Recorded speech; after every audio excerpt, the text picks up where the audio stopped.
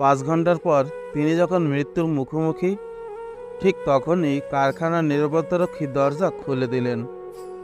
কাকতালীয়ভাবে সেদিন ভদ্রমহিলা প্রাণে বেঁচে যান। পরবর্তীতে ভদ্রমহিলা যখন নিরাপত্তারক্ষীকে জিজ্ঞেস করলো সে কিভাবে এখানে আসলো, কেন দরজা খুললো, এটা তো তার রুটিন কাজ ছিল না, তখন সে উত্তরে বলল, আমি এই কারখানায় 35 বছর ধরে কাজ করছি। এখানে 100 জনেরও বেশি শ্রমিক কাজ করে, কিন্তু অনেকের মধ্যে আপনি একজন যিনি প্রতিদিন আমাকে সকালে সালাম দিতেন আর বিকালে বিদায় জানাতেন। অবশ্য অনেকের কাছে আমি একজন নিরাপত্তার রক্ষী ছাড়া আর কিছুই না।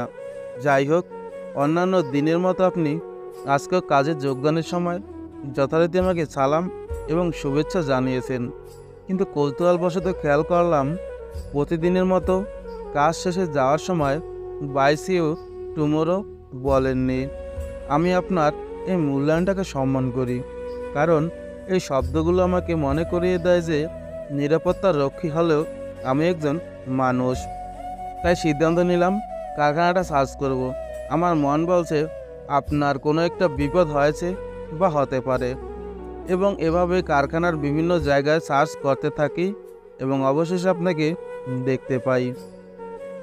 এই বাস্তব গল্পটি আমাদের শেখায় আমাদের প্রত্যেককে আমাদের আশেপাশের মানুষগুলোর প্রতি বিনয়ী হওয়া উচিত, সম্মান করা উচিত, কারণ আমরা জানি না আগামীকাল কি ঘটবে আমাদের জীবনে, কাকে প্রয়োজন হবে বিপদের দিনে আমাদের পাশে। দুটো জিনিসের প্রতি মানুষের সারা জীবন একটা আক্ষেপ থেকে যায়, হারিয়ে যাওয়া মানুষ আর ফেলে আসা সময়।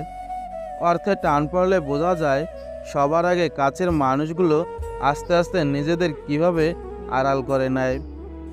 জীবনে আর যাই করো, অন্তত অনুরোধ করে তোমার জীবনে কাউকে থেকে যেতে বলো না। আদর করে দেওয়ার নামগুলো রয়ে যায়, কিন্তু একদিন হারিয়ে যায় সেই নাম ধরে ডাকার মানুষটা। অন্যকে গুরুত্ব দিন, তবে নিজেকে সস্তা করে নয়। অন্যের কাছ থেকে মূল্যহীন হয়ে থাকার চেয়ে মূল্য নিয়ে সরে আসুন। ভিতরে সাময়িক যন্ত্রণা হলেও এটা অনেক সম্মানের। আপনার বয়স 14 থেকে 30 বছরের মধ্যেই 2টি কাজ করুন, নয়তো আজীবন অন্যের দাসত্ব করতে হবে। 1. প্রেম নামক জীবন ধ্বংসকারী এই ভাইরাস থেকে নিজেকে রক্ষা করুন। 2. কথায় আছে 20-এ বিদ্যা, 30-এ ধন, অন্যথায় ঠন ঠন। অর্থাৎ 20 বছর বয়সে পড়াশোনা এবং 30 বছর বয়সের আগেই নিজের কেরিয়ার গড়ে ফেলুন। কেউ একটু ভালো ব্যবহার করলে, কেউ একটু সুন্দর করে কথা বললেই যারা গলে যায় তাদের জীবনে দুঃখের শেষ নেই। সময়ের সাথে ক্ষত শুকিয়ে গেলেও ক্ষতের সাথে মিশে থাকা মানুষটাকে সহজে মুছে ফেলা যায় না। যদি দূরেই থাকতে চাও তবে আর সামনে এসো না। ঘৃণায় যদি করতে চাও তবে মিছে আর ভালোবেসো না। হৃদয় খুন করতে যার হৃদয় কাঁপে না, শরীর খুন করতেও তার হাত কাঁপবে না। আমি বরাবরই দেখেছি তারাই জীবনে সবচেয়ে বেশি সুখী, যাদের জীবনের চাহিদা খুব কম। তারা হাজারো মন খারাপে হাসতে পারে, যার অল্পতেই সন্তুষ্ট হতে পারে। মনকে প্রশ্ন করলাম, তোমার আপন কেউ তোমাকে ছেড়ে গেলে তুমি কি করবে? মন বলল, যে আপন সে কখনো ছেড়ে যায় না, আর যে ছেড়ে যায় সে কখনো আপন ছিল না। মায়া শুধু কাছেই টানে না, নীরবে কাঁদায়ও বটে। অবহেলা ভয়ানক একটা রোগ। প্রিয় মানুষগুলোর অবহেলা একটা মানুষকে ধীরে ধীরে জীবন্ত মৃত্যুতে পরিণত করে দেয়। আঘাত ভুলে গেলেও আঘাতকারীকে ভোলা যায় না, ক্ষত শুকিয়ে গেলেও দাগ মুছে ফেলা যায় না। কি আজব, তাই না? মনটা কোনো কাচের জিনিস নয়, তবুও ভেঙে যায়। দুটো চোখের মধ্যে মেঘ থাকে না, তবুও পানিতে ভরে যায়। মানুষ আবহাওয়া নয়, তবুও বদলে যায়। মরলে পরে কান্দে সবাই, বেঁচে থাকতে লয় না খোঁজ। দেহের মাঝেই মনের মরণ, বেঁচে থাকতেই হয় যে রোজ। ঠকে তো সেদিনই গেছি, যেদিন মুখোশের আড়ালে থাকা মানুষটাকে বিশ্বাস করেছি। যারা তোমার আড়ালে তোমার নামে বদনাম করে তাদের থেকে দূরে থাকো। মনে রেখো, শত্রু কখনো বন্ধু হয় না। আজ মনে পড়ছে জীবনে কতটা সময় নষ্ট করেছি, আজ বুঝতে পারছি অবহেলা মানুষকে কতটা কষ্ট দিতে পারে।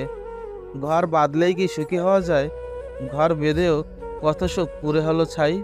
স্মৃতির দাসত্ব থেকে নিজেকে মুক্ত করতে না পারলে জীবনের সৌন্দর্য অধরা থেকে যাবে। এই শহরের মানুষগুলো খুব যত্ন করে কষ্ট দিতে জানে। প্রত্যেক বাহিনীর সাথে মিশে থাকে বাস্তবতার ছোঁয়া, যা হয়তো সবার পক্ষে বোঝা সম্ভব নয়। জানি আমায় ছাড়া দিব্যি তোমার কাটছে দিন, আমার শুধু যাচ্ছে পেরে স্মৃতির কাছে ঋণ। নির্ভাঙা পাখিটাও শরৎ আসলে খড়কুটো জোগাতে শুরু করে, ঘর বুনবে বলে।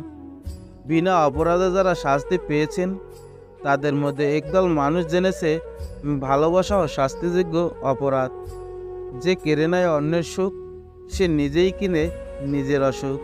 শুকনো ডালটাও ফুল পাতাহীন, বেঁচে থাকে বসন্ত আসলে নতুন করে সাজবে বলে। আর তুমি মানুষ হয়ে এত সহজেই ভেঙে পড়ো। তবে আর যদি ভিডিওটি ভালো লাগে তাহলে অবশ্যই লাইক, কমেন্ট এবং শেয়ার করতে ভুলবেন না। ধন্যবাদ।